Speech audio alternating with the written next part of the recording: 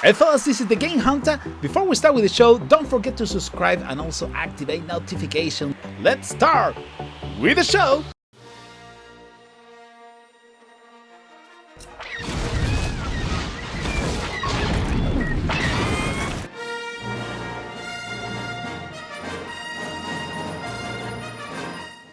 What is up guys, this is the Game Huntah. Let's continue our adventure in Star Wars Commander Empire.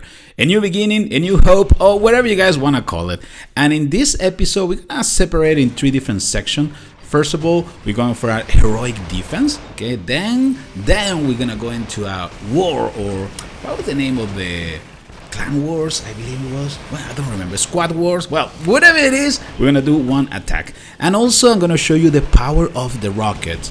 Why? Because it's the most dangerous turret for the Empire when you start reaching headquarters 4, 5, and so on. So we're gonna show you that in a few seconds. First of all, let's start with this heroic defense. I'm gonna talk about the different heroes in another episode. But for now, using this enhanced ATST and also this Mark III, doing a really good job. The Mark III is becoming my favorite hero, and it's funny because when I play for the first time with the Empire, I try it once, 2, 3 times, and I hate it. Never use it again. And now all of a sudden I find out that in this playthrough, it's becoming my favorite my favorite hero at this point of the game. Of course, the elite AT-AT is going to take over, but for now, it's been a really good friend. Why? Is because it can take the heat from the rocket turrets. The ATST goes down in 2 seconds. The Mark III is just remarkable. But again, we're going to do a special episode dedicated to heroes in a few. I'm trying to record I'm trying to do 2 videos per week, which is a challenge. Things are getting super difficult in terms of having enough time to continue with YouTube, because you know this is not my primary job. I would love to have this as my primary job, but I do some other stuff in the video game industry. But like I say, it's been a challenge, but I know the support, it's been great for the last couple of episodes, and then I decided to give it a try, do some extra effort, record at really late hours during the night. So, well, if you're enjoying this series, please let me know in the commentary section down below. That is the best way for me to know that you guys are enjoying this and all this sacrifice is worth it. We're gonna start moving. Look at that. We are getting close to headquarter level 5. I know, well, I mentioned that in the past that we're gonna take this playthrough really slow, and that is what we're gonna do. But I got to one point in headquarter level 4 that it completely lost any signs of challenge. I mean, all the opponents that I was facing, they were really easy. My base was completely maxed out. I'm talking about the traps, I'm talking about the walls, the turret, the alloy refineries. Absolutely every single thing that I can do, it was done. So that's why I decided to move to headquarter level 5. And one of the reasons for that is because we're going to have access to the AT-AT and also the repair droid. So those are important units for the Empire, and those are the ones that we're going to start reviewing in the future. So headquarter level 5, and I'm planning to stay in headquarter level 5 for a couple of weeks, maybe a month, depending how long it takes me to continue upgrading the rest of the buildings. But in headquarter level 4, I didn't know what to do. Nobody was attacking me. All my I was maxed out in everything. I just couldn't hold more resources. I got alloys getting out of my head.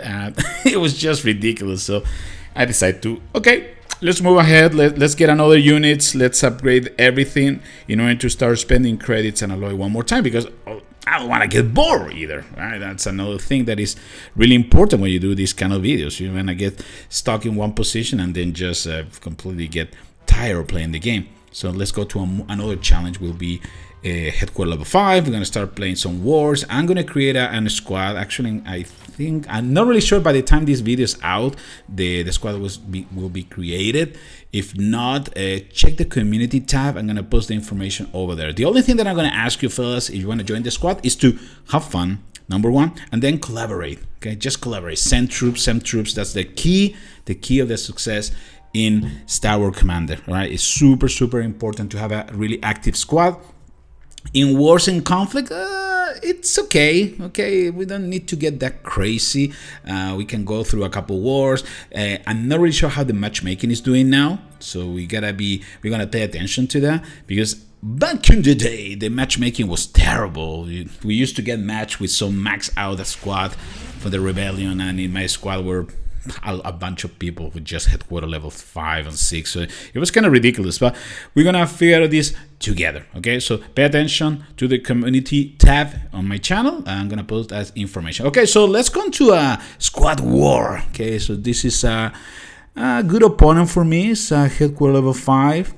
Yes, headquarter level 5, because it have some chips in there.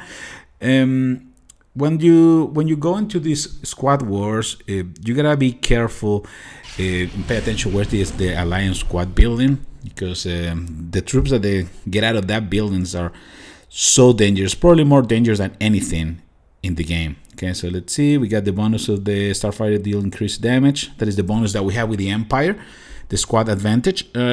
Not for me because I don't have any starfighters, but I appreciate the effort. So this base doesn't look that difficult. A lot of rapid fire turrets, 2 rockets, no mortars, which is a mistake. Remember, the bare bone of any army, either the rebellion or the empire, are the infantry units. We're talking about stormtroopers or rebel soldiers. So if you don't have anything to deal with a massive amount of stormtroopers, for example, you can basically get overrun, especially in war, because in a squad war you have time to scout your opponent. Okay, spend some time analyzing the enemy base before attacking. So if you see somebody without mortars or stuff like that, you can just go for a quick rush with stormtroopers and get a couple of stars, or uplinks, I believe that was the name. So we're going with the Imperial Transport, which was the prima donna, the spotlight of the previous episode. Such a powerful unit. Like I think I mentioned that in the previous episode, the strategy with the Imperial Transport is to just deploy as far as possible, so that will give you enough time to start spamming some phase 2 dark troopers. That's the key. That's all you have to do. And besides that, the Imperial Transport, which has been driven by the ATST, as you can see, it's been definitely a monster. I'm just surprised all the damage they do. They can take the heat, but at the same time they do a lot of damage. Right now we almost went down with that rocket turret, and don't worry fellas, I'm going to show you how difficult, how powerful are the rocket turrets. So you gotta pay attention to that when you start building your army for the Empire, especially for the Empire. When I had my, well, I still have my max out account with the Empire, and I remember I was struggling a lot with bases with a bunch of rocket turrets. It was so difficult to bring down. They just eat alive the elite AT&T. Well, hey, we got 3 stars, not too bad. All the uplinks are going for the Empire. I was the weakest weakest player in this squad war, but I think I did a really good job. 3 uplinks. Well, that is my function. Okay, that's why they got me over here. And now let's go and analyze one more time what I was telling you fellas since the beginning. Respect the rocket turret. This base looks quite easy. Another headquarter level 5, 1 level higher than mine. I'm gonna deploy a couple of stormtroopers in different areas to clean the path. But look at the shield generator is protecting the rocket turret. Yes, I can get easily 1 star, maybe 2 stars, just deploying the ATSD and also the Mark III and a couple of other units. But you guys are gonna notice that those rocket turrets are just gonna destroy my army. So I always been pro to the fact that showing how you make mistakes is one of the best ways to learn. So that is my teaching, my heart of a teacher that I have. So every time that I show failures, I think it's the best way for you guys to find out that yeah, that's not gonna work, and you're gonna change your strategy. So showing good attacks and bad attacks sometimes it's a good mix. It's a good combination. So in this case, the tricky part was those rocket turrets. They're hidden really close to the shield generators, and they're causing some big trouble. We got the Mark III doing some damage to the burst turret they're in front, but look at the rocket turrets. They're just wiping my army. They're just so OP. They're still rocking. I thought the Mark III will be able to destroy it, but no, that's not the case. And you see those two rocket turrets, they take care of my hero, HDSD, and also the hover tank. So be careful, be ultra careful, because those are so well. Every single turret has units that are good against and some not so good against. Okay, those rocket turrets are just gonna wipe your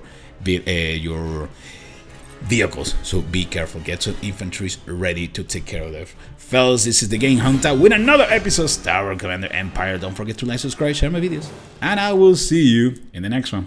Take care, fellas.